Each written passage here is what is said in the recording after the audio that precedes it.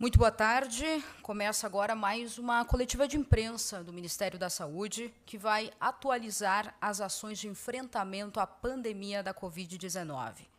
Compõe a mesa o secretário executivo do Ministério da Saúde, Elcio Franco, e o secretário de Vigilância em Saúde do Ministério da Saúde, Arnaldo Corrêa de Medeiros. Esta coletiva está sendo transmitida ao vivo pelas redes sociais do Ministério da Saúde.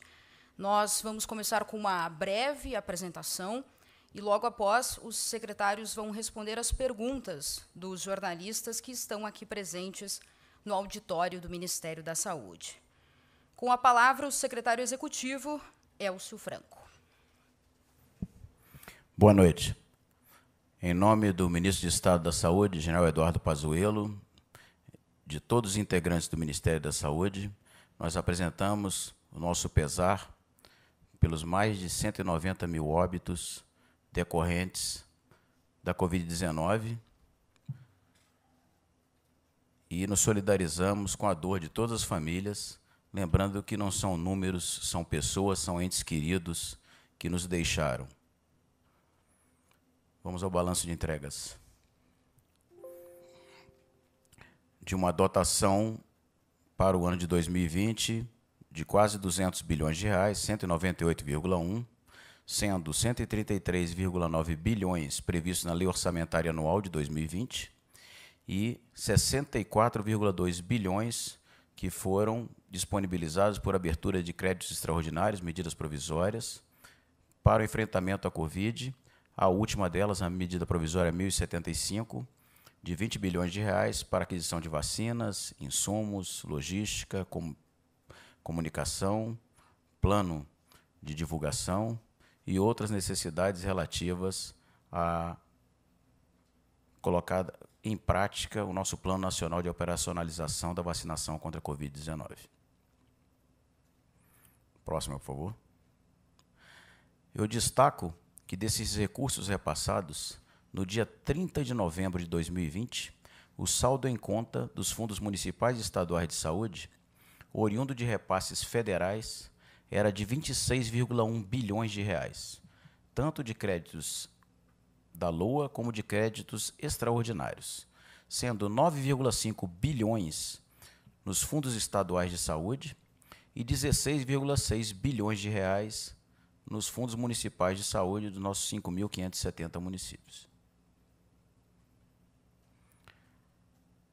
O Ministério atendeu demandas, lembrando que a gente sempre tem apoiado por demandas, porque normalmente é atribuição de estados e municípios, a aquisição de insumos, equipamentos, contratação de recursos humanos, medicamentos, e em tempos de pandemia o Ministério atendeu com alguns insumos, alguns equipamentos que eram imprescindíveis e que foram de difícil aquisição devido à alta procura em todo o mundo. Dessa forma, foram atendidas as demandas de estados e municípios de 12.949 ventiladores pulmonares, de UTI e de transporte. Também já foram atendidos e habilitados 19.517 leitos de UTI e foram prorrogados 19.334, isso exclusivamente para a Covid, de forma que o leito ficasse alocado para atender os pacientes acometidos da doença e proporcionando o financiamento da alocação desses leitos, contratação de profissionais, de equipamentos, é uma equipe multidisciplinar, e equivalia ao repasse de R$ 1.600 de diária, pagos antecipadamente por 90 dias para que o município, o Estado, tenha condições de manter esses leitos em seus hospitais. A renovação dos leitos, essa prorrogação, ela foi um repasse feito com antecipação de 30 dias também, nas mesmas condições. Isso equivaleu a um repasse de 2,76 bilhões de reais para habilitação e para a prorrogação de 1,1 bilhão de reais.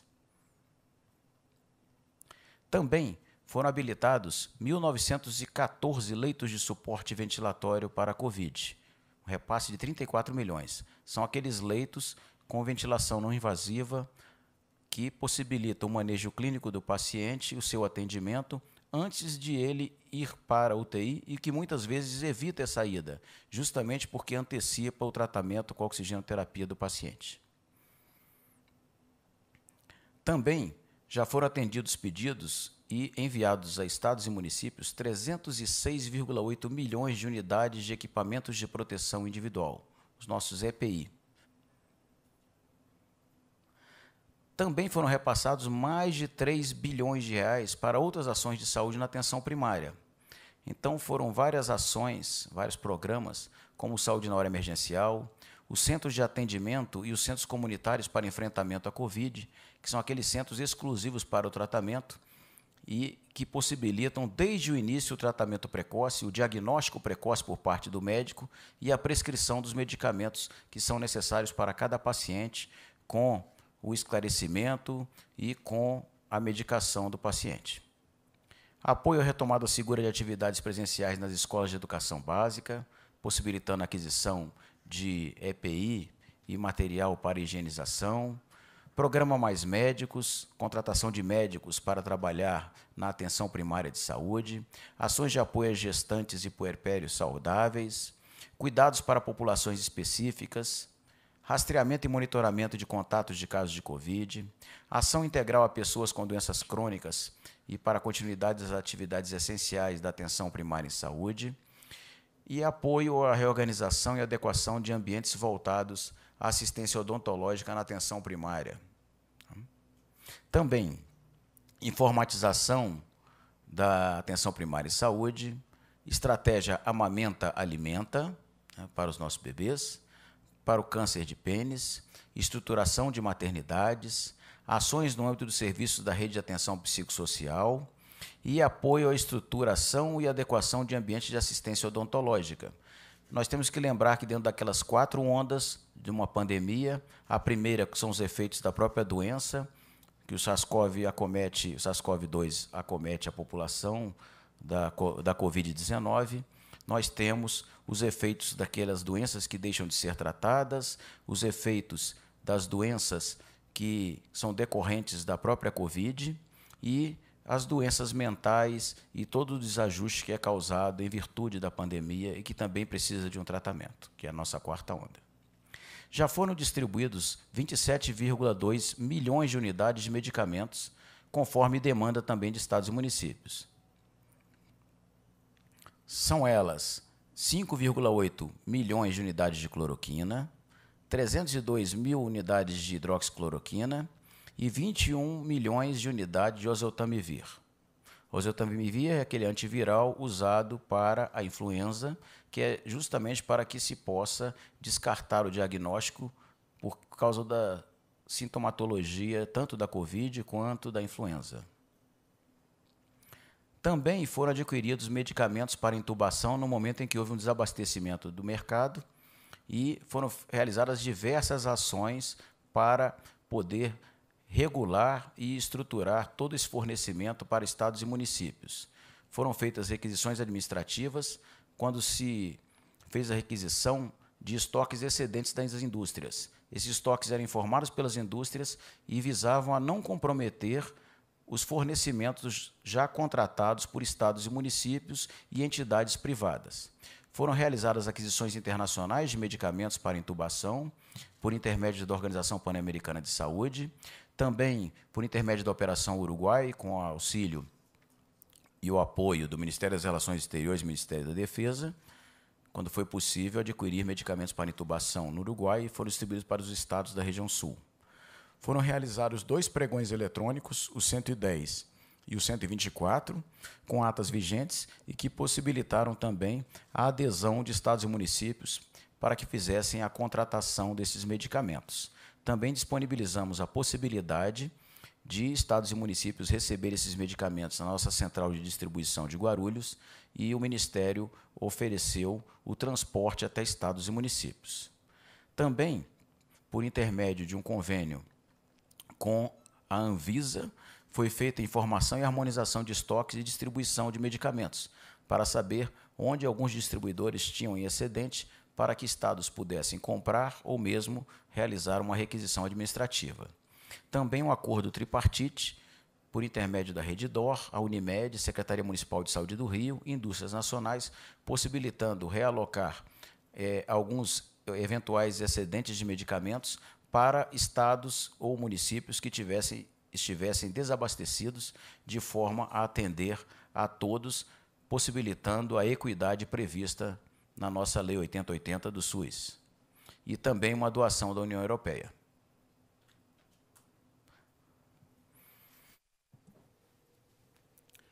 Boa noite a todos e a todas. Nós vamos falar, né, sobre a situação epidemiológica da Covid no Brasil, na data de hoje. Nós temos no país, na data de hoje, 7.563.551 casos confirmados, né, da última divulgação para a data de hoje, com aumento de 58.718 novos registros. Em acompanhamento, temos 723.332. Por outro lado, temos recuperados 6.647.538, perfazendo 88% dos pacientes diagnosticados com Covid. E temos, portanto, um número de óbitos acumulados de 192.681, né, com um aumento de 1.111 óbitos do dia de ontem para o dia de hoje.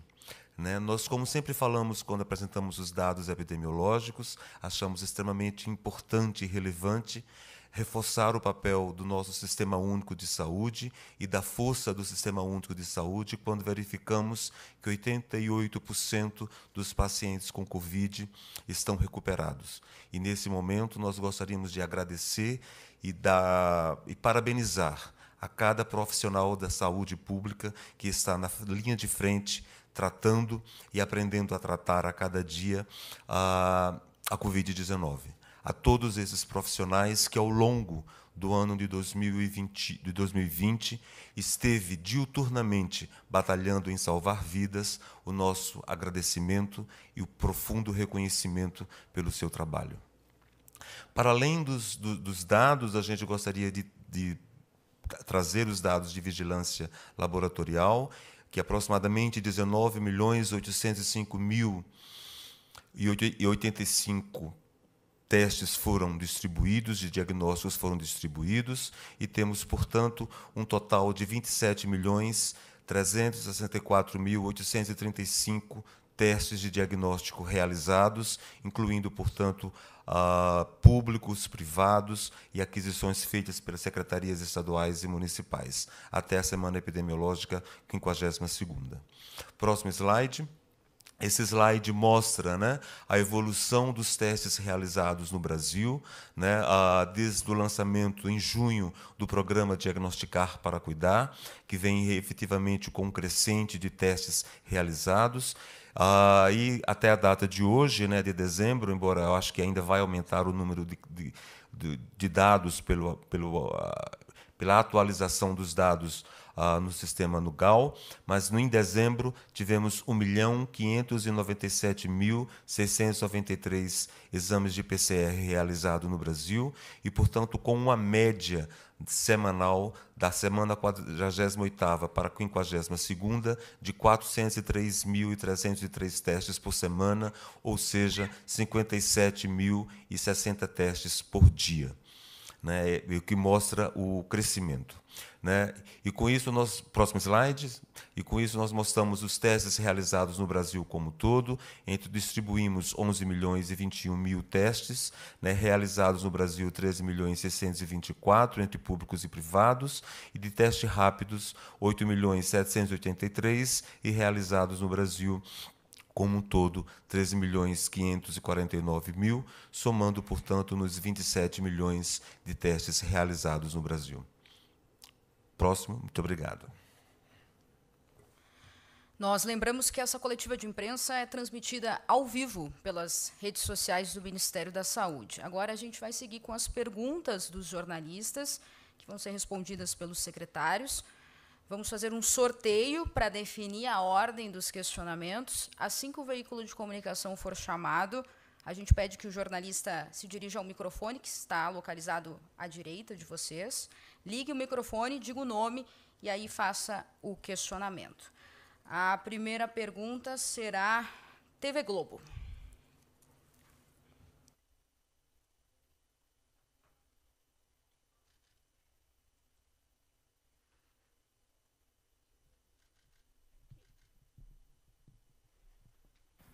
Se for possível, alguém nosso liga lá e já deixa ligado, né?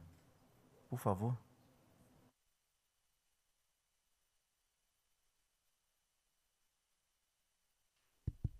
Obrigada. Boa noite, secretários. Meu nome é Raquel Porto Alegre. A gente gostaria de perguntar ao Ministério quais têm sido as informações que a Anvisa tem passado para o Ministério, já que a Anvisa é uma autarquia, né, enfim, é ligado ao próprio Ministério, que se reuniu já com laboratórios, e o que está faltando, de fato, para a submissão emergencial da vacina. O laboratório Pfizer, BioNTech, chegou a dizer em nota ontem que realmente para a submissão emergencial havia necessidade de algumas informações e que outras agências europeia, americana, não precisaram dessas informações e por isso essa submissão emergencial já foi feita em outros países. É realmente necessário esses dados, como cronograma e outras informações realmente para a submissão emergencial? O que está faltando para fechar com esses laboratórios, não só a submissão emergencial, ou se realmente a questão vai realmente ser necessário fazer um fechamento com a submissão já contínua, né, para a vacina efetiva de fato. Obrigada. Muito obrigado pela pergunta. Cabe salientar que a Anvisa, embora seja uma agência, uma autarquia, uma agência reguladora, vinculada ao Ministério, até para fim de orçamento, que tem a divisão das agências, isso acontece com outros ministérios também, ela é uma agência de Estado e, portanto, ela tem autonomia. Além disso, cabe destacar também que no trato da Anvisa com os laboratórios tem muitos aspectos de confidencialidade que não chegam nem para o Ministério, que são tratados entre a Anvisa e laboratórios. Mas nós temos conversado com os laboratórios, incentivado tanto a solicitação de autorização para uso emergencial, quanto o registro. Para facilitar, a Anvisa instituiu a submissão contínua, que chamaram nas outras agências, até em inglês, de Rolling Submission, que é justamente a apresentação de pacotes, ou seja, de partes do trabalho, do desenvolvimento da fase pré-clínica, da fase clínica, fase 1, fase 2, e uma série de demandas, verificação de fábricas, etc., como aconteceu, por exemplo, quando a Anvisa foi verificar as fábricas de insumo lá na China, da AstraZeneca e da Sinovac, né, para atender parte da verificação de todo um processo de registro para as vacinas que serão produzidas na Fiocruz e no Butantan. Nos causou espécie um pronunciamento que ocorreu ontem de um determinado laboratório ao esclarecer que estava com dificuldades pela grande quantidade de solicitações da Anvisa, uma vez que os aspectos solicitados para a Anvisa para a autorização para uso emergencial são os mesmos solicitados pelo FDA nos Estados Unidos. Então, nos causou espécie, uma vez que esse laboratório e outros laboratórios já têm conseguido a autorização para uso emergencial, não só no FDA, como em outras agências pelo mundo. Então, realmente, nós vamos buscar um maior diálogo com o laboratório para saber quais são os óbices para se conseguir essa submissão. Nós temos incentivado porque, no caso da autorização para uso emergencial, a vacina ela é autorizada em pequena quantidade para públicos específicos designados que serão vacinados. E, normalmente, são profissionais de saúde e grupos específicos que são pelo Ministério da Saúde junto ao laboratório, e deve-se esclarecer junto à Anvisa quem será vacinado. Eu não não sei se todos têm conhecimento, mas a Anvisa declarou e colocou na sua página que para o uso emergencial haverá uma série de condições, haverá uma etiqueta no invólucro da vacina, haverá uma série de requisitos que devem ser atendidos para essa vacinação. Ela é um passo, na verdade, ela é uma fase 3 dos exames clínicos estendida, ela requer muitos cuidados, requer um acompanhamento dos pacientes e, por isso, ela não se presta para uma vacinação em massa que se consegue após a obtenção do registro, que nós teremos a certeza da segurança e da eficácia que nós desejamos para vacinar em massa a população brasileira. Se quiser completar, por favor, Arnaldo. Próxima pergunta, então, para... Desculpa, eu só queria tirar uma dúvida, desculpa, secretário, só para confirmar uma fala do senhor. O senhor disse, então, que a Anvisa, as solicitações feitas pela Anvisa são as mesmas do FDA, é isso? Para a autorização para uso emergencial. São as mesmas? São as mesmas. Informação que a Anvisa nos passou. Tá, ok. Tá, eu não fui checar pessoalmente, a Anvisa nos passou essa informação, que são as mesmas que o FDA está praticando. E que já concedeu para dois laboratórios, se eu não me engano, para a Pfizer e para a Moderna, salvo outro juízo. Sobre a AstraZeneca, tem alguma informação da Anvisa? A nossa solicitação junto à AstraZeneca foi a mesma que nós fizemos para o Instituto Gamaleya, que nós fizemos para a AstraZeneca, que nós fizemos para a Pfizer, fizemos para a Janssen e para todas as demais, que entrem o quanto antes com a autorização para uso emergencial e a obtenção do registro, que eles já estão fazendo a submissão contínua. Inclusive, a Anvisa ela publica no seu site diariamente uma atualização do estágio em que estão essas apreciações, de acordo com a iniciativa e com a documentação fornecida pelos laboratórios. A gente tem incentivado e a gente só vai poder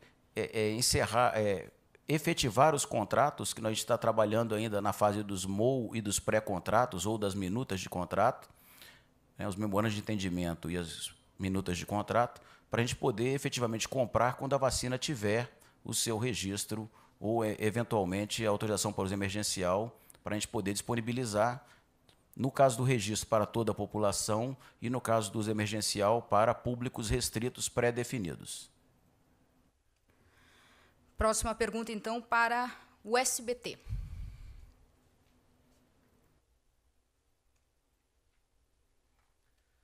Boa tarde, secretários. Natália Fruê, do SBT. Eu queria saber 3 coisas. A primeira delas, os governadores do Nordeste ontem pediram um cronograma definitivo para imunização. O Ministério poderá dar isso ou não? Uma outra questão que complementa o que a Raquel havia perguntado antes, que hoje o infectologista Júlio Coroda, que já foi diretor aqui do Ministério, também fez essa comparação que a Pfizer já teve autorização da agência americana e da agência da União Europeia, e por que essa dificuldade, que não faz sentido essa dificuldade com a Anvisa. E uma última questão que eu queria saber, o secretário Elcio ontem discutiu com a Casa Civil a edição de uma medida provisória com todos os detalhamentos da compra dos imunizantes. Isso deve ser editado quando? O que vai ter nessa medida provisória? E ela é um resumo do que está no plano de imunização, secretário? Bom, para quem já foi do Ministério e sabe qual é a dinâmica de trabalho da Anvisa, e sabe que a Anvisa ela é autônoma, é uma agência de Estado, me causa espécie ele estranhar, né? Eu que estranho que ele pense dessa forma, né? Nem parece que ele passou por esta casa. Nós não temos, como eu falei, os detalhes da submissão que está acontecendo junto à Anvisa. Isso aí é uma conversação, é um diálogo do laboratório com a Anvisa. Então, eu não sei se faltou uma folha, se faltou um documento, se faltou uma planilha, se faltou um relatório, que tipo de documento está faltando. Isso aí a Anvisa, nem no seu site ela divulga. Isso aí é entre ela e o laboratório. E, dessa forma, nós não temos também como estimar quando estará concedida essa autorização. Mas, como eu falei, a própria Pfizer, ontem, ela fez uma declaração dizendo que ela julga que seria difícil. Então, essa pergunta poderia ser destinada à Pfizer e não ao Ministério da Saúde, nem à Anvisa, Tá? Mas o Ministério tem como interferir nessa negociação ou não? Porque, na verdade, a Pfizer é a chance mais próxima do Brasil começar a vacinar, não é? Ou não necessariamente? Não necessariamente. A partir do momento que ela não quiser se submeter ao regramento da Anvisa, que é pedir autorização para uso emergencial, eu não posso pegar a Pfizer pelo braço, levar lá e falar, Anvisa, ou Pfizer, entregue seu relatório para a Anvisa. Eu não posso fazer isso, né? Eu posso pedir à Pfizer, pedir à Anvisa que aprecie com a maior brevidade possível, mas a Anvisa também tem que seguir os seus passos, porque eu lembro, a Anvisa é o nosso guardião, a Anvisa que vai nos garantir que estaremos oferecendo para a população brasileira uma vacina segura e eficaz. E a gente não pode abrir mão disso. Seria uma irresponsabilidade muito grande a gente colocar uma vacina em que não haja uma certeza da segurança e da eficácia. Lembrando que, mesmo nesse caso da autorização para uso emergencial, ela se destina a públicos específicos, não é para uma vacinação em massa da população. Eu não posso sair vacinando 20 milhões de pessoas com autorização de uso emergencial. E o cronograma de vacinação, ele está mantido janeiro, fevereiro ou não? O cronograma, o ministro ele estabeleceu que, na melhor hipótese, ele estabeleceu 3 linhas. Na melhor hipótese, nós estaríamos começando a vacinação a partir do dia 20 de janeiro, né? Num prazo médio, entre 20 de janeiro e 10 de fevereiro. E, no prazo mais longo, a partir de 10 de fevereiro.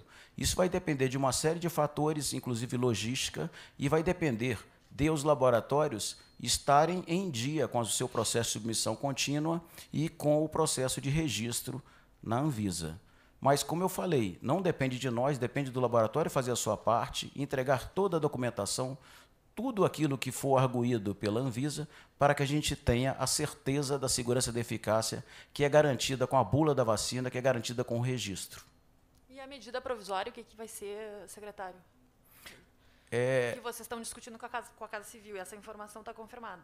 Não, eu tenho participado de reuniões na Casa Civil, como eu faço diversas vezes por dia, todas as semanas, né? Então, eu não tenho nada a dizer sobre isso. O Arnaldo, você queria falar sobre cronograma? Eu acho que só para complementar, na verdade, Natália. É Natália, né? Natália, o que o secretário Elcio falou com relação ao cronograma, né? Veja bem, nós montamos um plano, né? Um plano de operacionalização da vacina, né? Nós temos feito estudos continuamente dos diversos cenários de vacinação, mas é extremamente importante que a população entenda de que nós dependemos, né, acho que do ponto de vista da rede de frios, nós temos uma capacidade, uma capilaridade já estabelecida dentro do Programa Nacional de Imunização, está claro? Acho que isso não há dúvida, não há dúvida nenhuma com relação a esse aspecto, mas para iniciarmos efetivamente a vacinação, nós precisamos de que os fabricantes, os produtores, obtenham o registro junto à Anvisa, quer seja emergencial ou regular, vamos dizer assim, tá? E que eles se entreguem doses suficientes para que sejam distribuídas, né? Se o distribuidor, se o fornecedor obter o registro e, eventualmente, não tiver doses suficientes para ser distribuídas, entenda, né? Nós, então, precisamos desses 2 fatores para efetivamente começarmos a vacinação no país. O Ministério da Saúde, enquanto Ministério da Saúde, tem feito a sua parte, né? Nós fizemos o plano, né? Estamos com toda a operacionalização pronta, estamos cada vez mais nos preparando para esse grande dia, para esse grande evento, né? Mas precisamos que os fabricantes solicitem junto à Anvisa os seus registros, quer seja emergencial ou definitivo, tá claro? E que eles nos entreguem que o produto, né, de que a vacina seja entregue para que possamos distribuir pelo país. Muito obrigado. Eu destaco que a gente tem o andamento, por exemplo, a AstraZeneca concluiu a fase 3 também, ela está em vias de apresentar esses registros. A vacina da Sputnik, que vai ser produzida pela União Química, ela nos informou que vai começar a fase 3 aqui, o que já possibilitaria a produção e a solicitação de autorização para uso emergencial, né? E nós estamos acompanhando e conversando com todos os laboratórios, eles estão nos oferecendo o calendário de disponibilização. É uma procura muito grande no mundo e é importante nós também valorizarmos, na medida do possível, dentro de tudo isso, a indústria nacional e a capacidade autóctone de produção de vacina com a transferência de tecnologia que está acontecendo na Fiocruz, está acontecendo no Instituto Butantan e deve estar acontecendo com a União Química, com a vacina russa. Mas tudo depende, como eu falei, da garantia de segurança e eficácia para proporcionarmos uma imunização segura para a população brasileira. O benefício da vacinação tem que ser maior do que os riscos que ela possa vir a oferecer. Terceiro veículo de imprensa a fazer questionamentos, Jornal Metrópolis.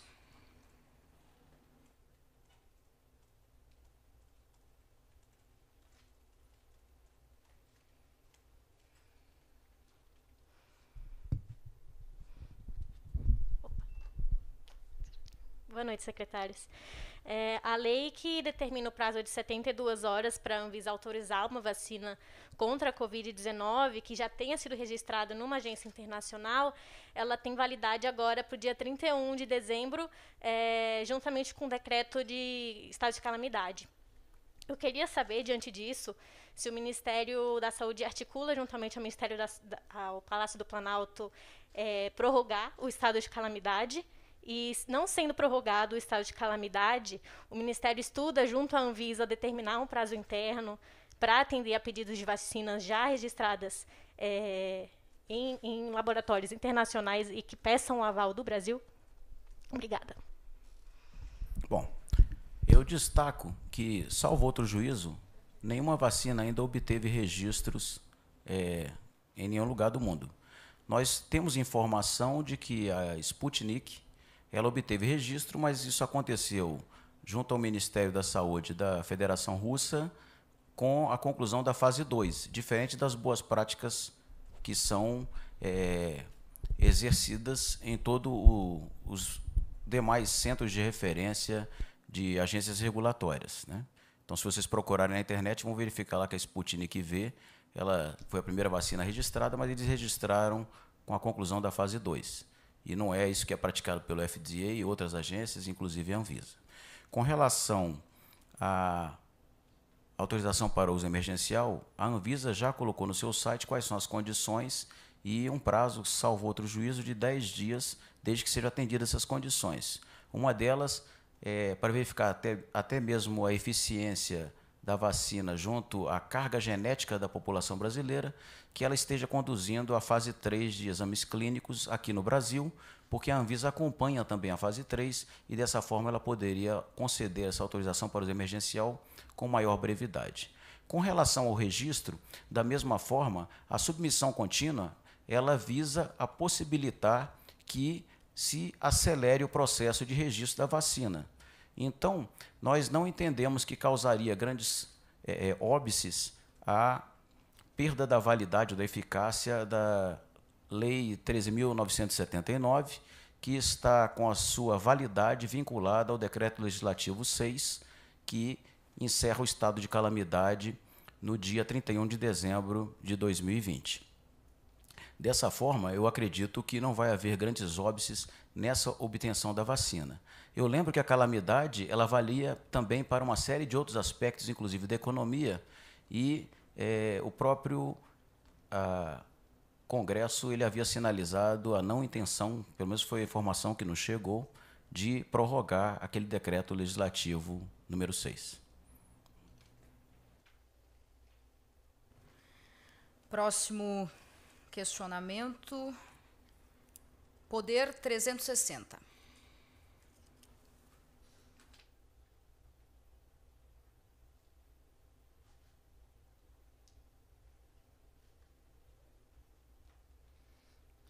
Boa tarde, boa noite já, secretário.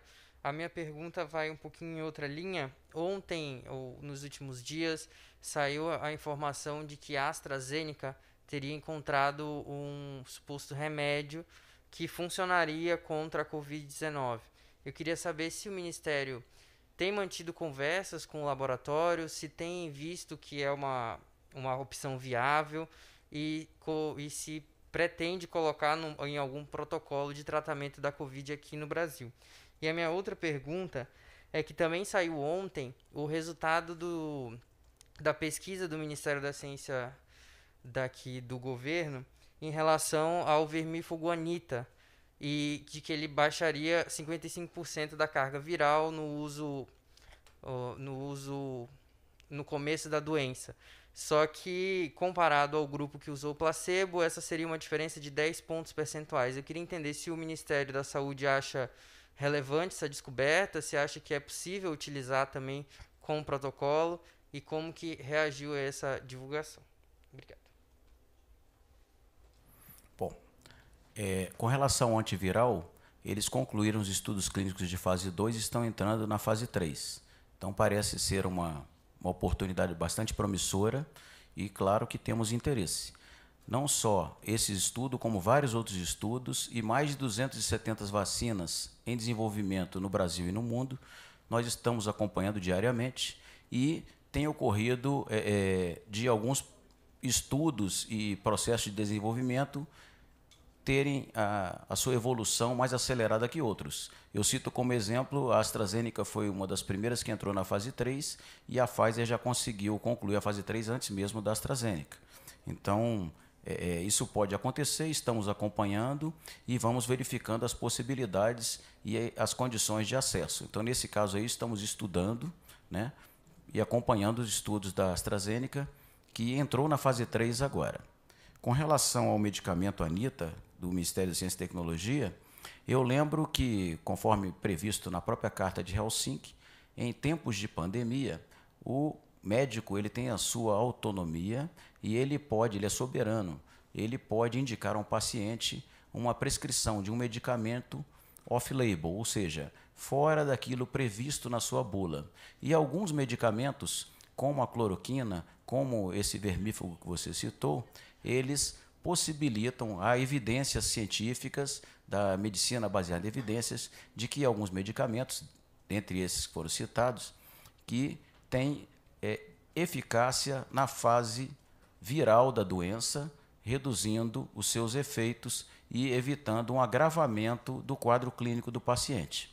Então, nós vemos com bons olhos e temos que continuar perseguindo os resultados desses estudos para que nós tenhamos as condições de oferecer o melhor possível na saúde da nossa população.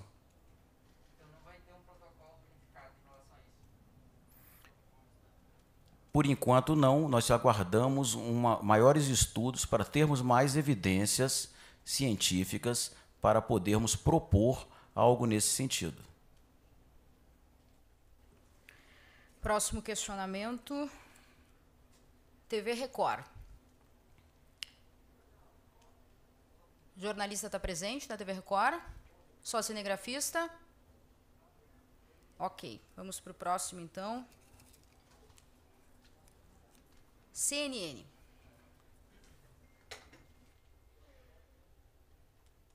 Boa noite, secretários. Tenho duas perguntas. Raquel Vargas, meu nome. A primeira é que a CNN apurou que a Anvisa pode revisar as exigências para a questão do pedido de uso emergencial. Teria uma reunião amanhã com a Pfizer.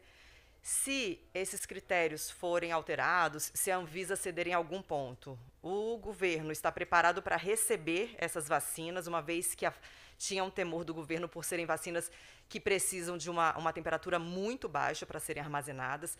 Se tem já esses refrigeradores, em quantos são, em que locais eles estão. E, inicialmente, no PNI, no Plano Nacional de Imunização, ali no memorando de entendimento, a previsão é de 2 milhões de doses para o primeiro trimestre da Pfizer.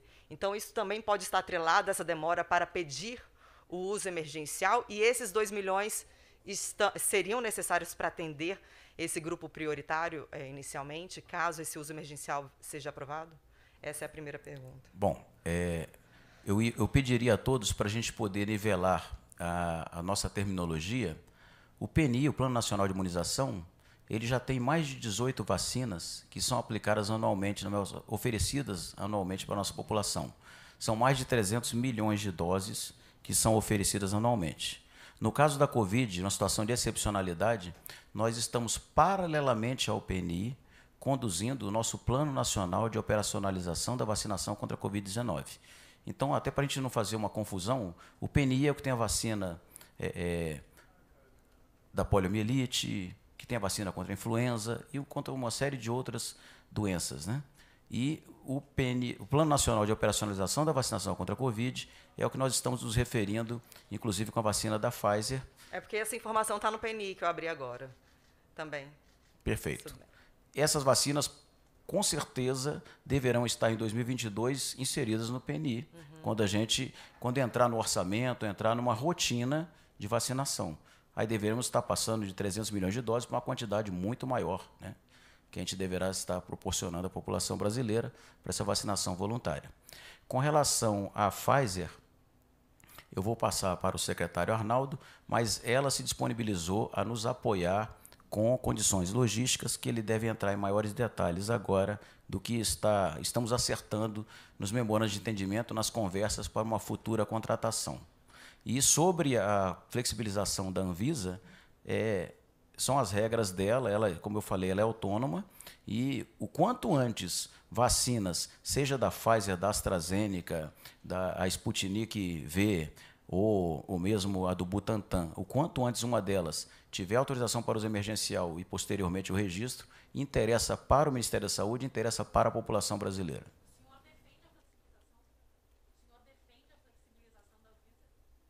O senhor defende a flexibilização dessas regras? Eu defendo que a Anvisa tenha autonomia para estabelecer suas regras seguindo as boas práticas preconizadas pela Organização Mundial da Saúde e outras agências congêneres, fazendo isso com responsabilidade, de forma a proporcionar segurança e eficácia para a imunização da população brasileira. Raquel, quando foi feito, né, o memorando de entendimento com a Pfizer, né, a Pfizer nos indicou, nos colocou na possibilidade de oferecer 2 milhões, né, naquele primeiro trimestre, ao longo de janeiro, fevereiro e março, né? Então, a gente trabalha com essa possibilidade concreta, como nós falamos anteriormente, de que, desde que haja o registro, emergencial ou não, ou emergencial ou o registro definitivo que a Pfizer consiga junto com a Anvisa, que, pelo óbvio, ela zela, né, como disse, para garantir uma vacina que tenha eficácia, né, e segurança para a nossa população. Todos vocês, existe o conhecimento científico e demonstrado de que o transporte da vacina da Pfizer requer um congelamento mais intenso, né, de menos 70. Né? Ela é transportada sobre essas condições de temperatura, o transporte dela. O descongelamento, após o descongelamento, ela tem uma estabilidade de aproximadamente 5 dias, se a memória não me falha, de 5 a 7 dias, a temperatura de 4 graus. Isso, portanto, a nossa rede de frio no Brasil ela está muito mais preparada para a temperatura de 4 a 8 graus, como nós chamamos, das nossas câmeras refrigeradas, porque sempre as nossas vacinas foram montadas sobre esta condição. Mas sim, estamos prospectando, junto com o apoio do MAPA, da Embrapa, de várias outras situações, junto a universidades que possuem freezers menos 70, para nos ajudar nesta empreitada, digamos assim, nessa luta, né, da distribuição, da conservação da vacina. Mas a própria Pfizer ela vai disponibilizar caixas térmicas, né, ela disponibilizou caixas térmicas que garantiria o transporte da vacina sob temperatura adequada, né? E aí, uma vez chegando no canto, na ponta, né, na sala de vacinação, digamos assim, né, onde efetivamente a vacinação irá ocorrer, né, uma vez descongelada esse invase, ela teria até 5 dias para utilizar aquelas doses e ser conservada e sendo estável na temperatura da nossa rede de frios. Então, efetivamente, juntamente com o Departamento de Logística, nós estamos trabalhando com todas as possibilidades para garantirmos, sim, a entrega da vacina, de uma vez que tenhamos a aprovação e as doses disponíveis dentro de uma lógica de grupos prioritários para a nossa população. Tá ótimo. Eu lembro que essa caixa, esse box que o secretário Arnaldo citou, segundo informações da Pfizer, ela garantirá, trocando o refil de gelo seco, a conservação dessa vacina na temperatura adequada por até 30 dias, para depois ter esses 5 dias, 5, 7 dias que o secretário Arnaldo citou, que seria na nossa rede de frio normal, quando chegar lá no posto de vacinação. Então, dessa forma, possibilitará, evidentemente, em local onde haja a possibilidade de reabastecimento do gelo seco, que a vacina fique conservada na caixa, segundo informações da Pfizer, por um período de até 30 dias.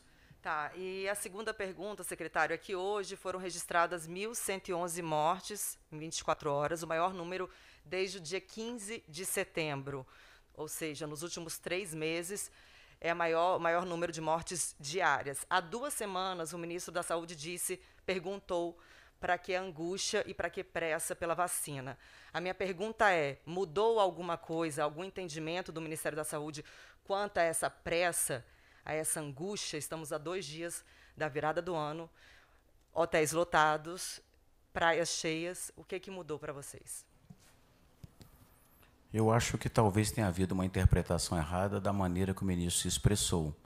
Ele, quando quis dizer sobre não haver angústia, não haver pressa, ele queria destacar a capacidade que o Ministério tem com o próprio PNI que eu acabei de citar, quando disponibilizamos anualmente em torno de 300 milhões de doses de vacinas para toda a população, já dispondo de uma rede de frio adequada e da expertise de fazer, dentro da gestão tripartite com estados e municípios, a logística de chegada dessa vacina até os 5.570 municípios, até 38 mil postos de vacinação em todo o nosso país, atendendo a população brasileira. E foi nesse intuito que ele quis dizer que não haveria motivo de pânico com relação à capacidade de chegarmos com toda essa capilaridade a todos os nossos municípios do país. Estamos envidando diariamente, diuturnamente, esforços junto aos laboratórios, conversando com o Ministério da Defesa, conversando com o setor privado que tem nos oferecido também uma ajuda nesse momento da vacinação contra a Covid, as empresas aéreas, empresas de transporte terrestre que têm oferecido transporte de vacina, e estamos fazendo essa conjunção de esforços para poder proporcionar essa imunização para a população brasileira. Então podemos dizer que o Ministério também tem pressa e sente a angústia da população? O Ministério tem pressa, sente angústia, mas prima, como foi falado, primeiro, pela segurança e pela eficácia da vacina, e segundo, para que os laboratórios nos ofereçam essa vacina. Não adianta a gente tentar contratar o laboratório, ele informar uma coisa, mas não disponibilizar para a nação brasileira essa vacina. Obrigada.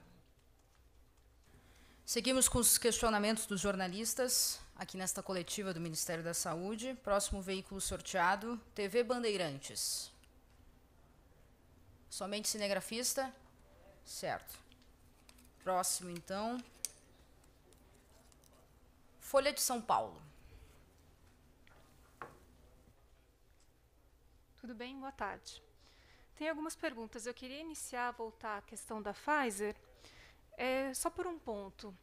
Na mesma nota de ontem que o senhor citou, secretário Elcio, a empresa ela também diz que ela depende de um acordo com o Ministério da Saúde para conseguir submeter alguns dados à Anvisa. Ela fala que sem isso, ela não consegue, por exemplo, ter uma previsão de doses para fazer o pedido de uso emergencial. Queria, então, saber do Ministério como é que está a perspectiva desse acordo e por que ele não foi fechado. Porque o Ministério vem falando que depende do registro, depende da empresa conseguir a aprovação, e a empresa diz que depende do Ministério. Queria, então, saber como que vocês pretendem resolver esse impasse. A própria Pfizer, como já consta no nosso Plano Nacional de Operacionalização da Vacinação contra a Covid, nos informou sobre a possibilidade de fornecer 2 milhões de doses para o primeiro trimestre, como foi falado pelo secretário Arnaldo.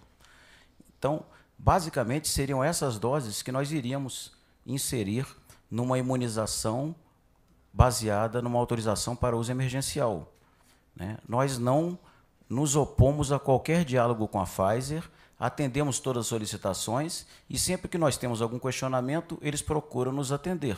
Agora, aquilo que eles informaram ontem, nós não tivemos uma demanda, que eles poderiam vir com alguma demanda da Anvisa, nos procurar de imediato e nós receberíamos de manhã, de tarde, de noite, sábado, domingo, Natal, Ano Novo. Não tem momento para poder fazer isso, porque nós temos pressa em conseguir o imunizante e não temos criado nenhuma dificuldade. Apenas primamos pela segurança, pela eficácia e pela legalidade no objeto da contratação.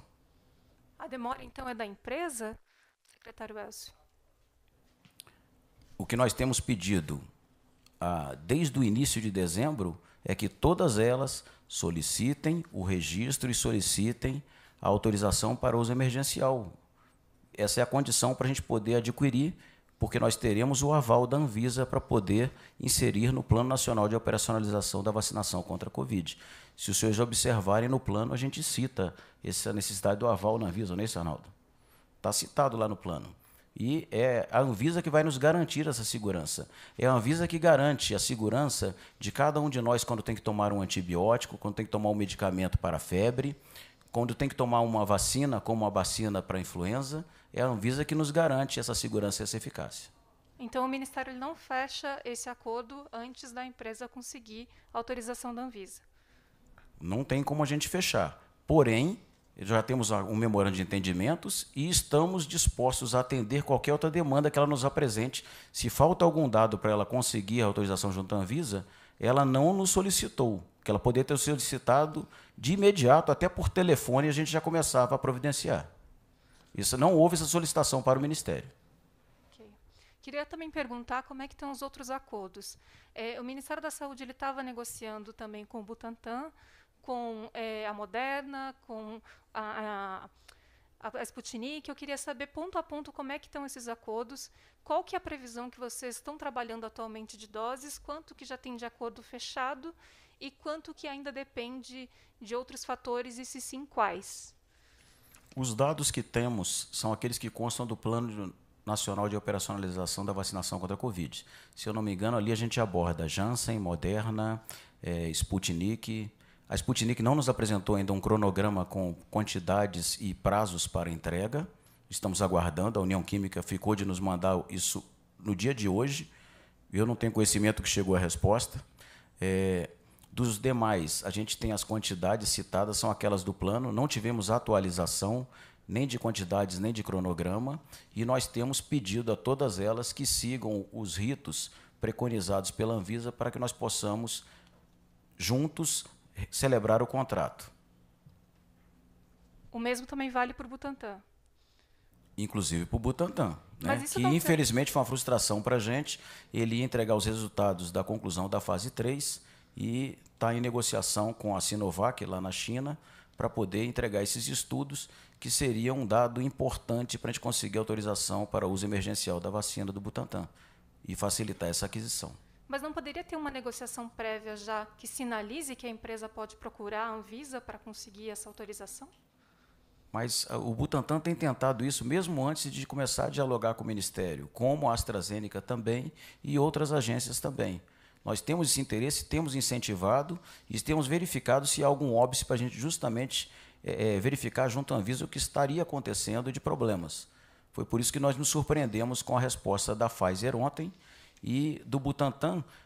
Foi uma frustração não ter sido possível a entrega dos resultados da fase 3 dos exames clínicos, né, dos testes clínicos, para que acelerasse esse processo da submissão contínua, o registro, a autorização para uso emergencial, que o próprio Instituto Butantan havia anunciado e que estaria acontecendo brevemente no início de janeiro. Agora, eles mesmos já informaram que haveria um atraso de pelo menos 2 semanas nessa entrega. E só uma dúvida, secretário Elcio. O senhor disse que vocês estão trabalhando com 3 linhas de previsão de datas, né? A primeira delas seria 20 de janeiro, a outra até dia 10 de fevereiro. Eu queria que o senhor confirmasse quais são essas 3 linhas e qual seria a pior hipótese, que eu não consegui pegar aqui. A pior hipótese seria justamente essa terceira linha após 10 de fevereiro, né? Porque isso depende também da qualidade dos trabalhos que são apresentados para a Anvisa dentro de um processo de submissão contínua e do processo de autorização para uso emergencial. A nossa esperança é que esses processos ocorram sem óbices, com a maior agilidade possível, mas sempre primando pela segurança da população brasileira e pela eficácia da vacina. A vacina, nós temos que ter certeza que ela não faz mal e que ela vai proporcionar um bem maior do que o risco que ela possa vir a oferecer. Próximo questionamento para TV Canção Nova. Presente? Não. Então vamos para o último veículo de imprensa. Rede TV. Também, só cinegrafista não está presente. Bom, então, antes de encerrarmos, o secretário executivo do Ministério da Saúde, Elcio Franco, fará as considerações finais. Por favor, secretário. Como eu citei durante a coletiva, nós temos envidado todos os esforços na busca por uma vacina segura e eficaz, em quantidade que atenda às necessidades da população brasileira. E não medimos esforços para isso e também não selecionamos vacina A ou B do país mais próximo ou mais afastado. Todas elas, com a garantia da segurança e eficácia, nos interessam e temos interesse de incorporá-las nesse Plano Nacional de Operacionalização da Vacinação contra a Covid-19.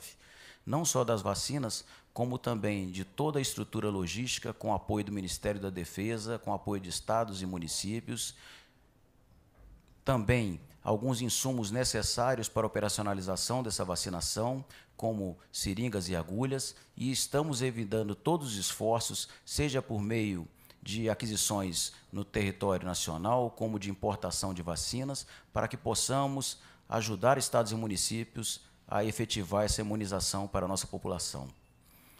Nós agradecemos nesse momento o esforço de todos os profissionais de saúde que têm se dedicado, se exposto a riscos nesse momento da pandemia, e também agradecemos aos veículos de mídia pela oportunidade de fazer uma divulgação, um esclarecimento da importância da imunização para a população brasileira e que só dessa forma nós teremos um retorno às atividades com segurança, com a volta da economia, das aulas e de todas as atividades sociais. É importante o esclarecimento correto para não amedrontar, não desmotivar e não tirar o incentivo de todos aqueles que estão trabalhando nesse sentido. Muito obrigado e boa noite.